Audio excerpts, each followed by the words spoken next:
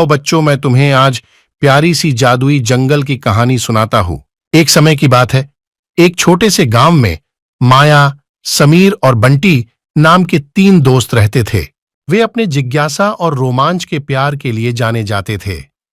एक दिन उन्होंने गांव के बाहर स्थित रहस्यमय जंगल की सैर पर जाने का फैसला किया। गांव के बुजुर्गों से सुनी कहानियों के आधार पर उन्होंने एक नक्शा बनाया और अपने साथ कुछ पानी और टॉर्च लेकर जंगल की ओर निकल पड़े। जंगल के बारे में कहा जाता था कि यह जादुई है, जिसमें अनगिनत रहस्यमय जीव और छिपे हुए खजाने हैं। जैसे ही वे जंगल में प्रवेश करते हैं, उन्हें चारों ओर हरे भरे पेड़, ऊंचे ऊंचे वृक्ष और जंगली फूलों की मीठी महक से भरी दुनिया दिखती है। ऐसा लग रहा था जैसे वे एक नई दुनिया में कदम रख चुके हैं। उनके दिलों में उत्साह और आश्चर्य की लहर दौड़ गई। थोड़ी देर बाद उनकी मुलाकात एक शरारती गिलहरी से होती है, जिसका नाम चीकू था। चीकू ने उन्हें जंगल के अंदर की सैर कराने की पेशकश की। चीकू को जंगल का हर कोना पता था और उसने उन्हें जंगल के दिल तक ले जाने का वादा किया। यात्रा के दौरान वे एक बातूनी खरगोश से मिलते हैं, जिसका नाम चिंटू था। चिंटू के पास एक जादुई शक्ति थी, जिससे वह किसी भी पौधे को एक स्पर्श से उगा सकता था। बच्चे चिंटू की इस अद्भुत शक्ति से बहुत प्रभावित हुए और उन्होंने उससे अपनी कला दिखाने का अनुरोध किया।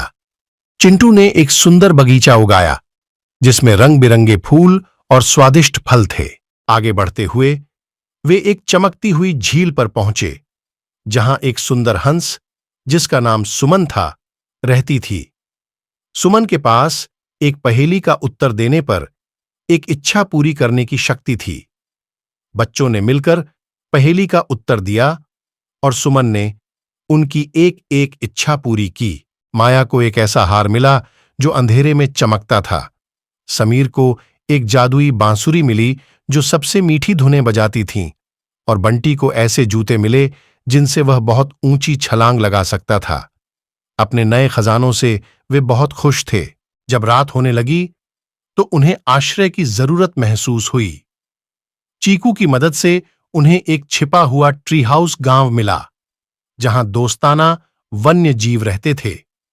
उन जीवों ने उनका दिल खोलकर स्वागत किया और जंगल की प्राचीन जादुई कहानियां साझा कीं।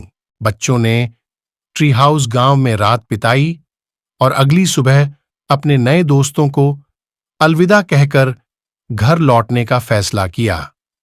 अपने खजानों और दिलों में कृतज्ञता की भावना के साथ वे घर की ओर लौट चले। उनकी अविश्वसनीय साहसिक यात्रा की कहानी पूरे गांव में फैल गई और जल्द ही अन्य बच्चे भी जादुई जंगल की सैर करने लगे। जो जंगल कभी रहस्य से भरा हुआ था, अब गांव के सभी बच्चों के लिए एक प्रिय गंतव्य बन गया। और इस तरह माया, समीर और बंटी की जादुई जंगल की सैर की कहानी पीढ़ियों तक जीवित रही और वे सभी खुशी खुशी रहने लगे।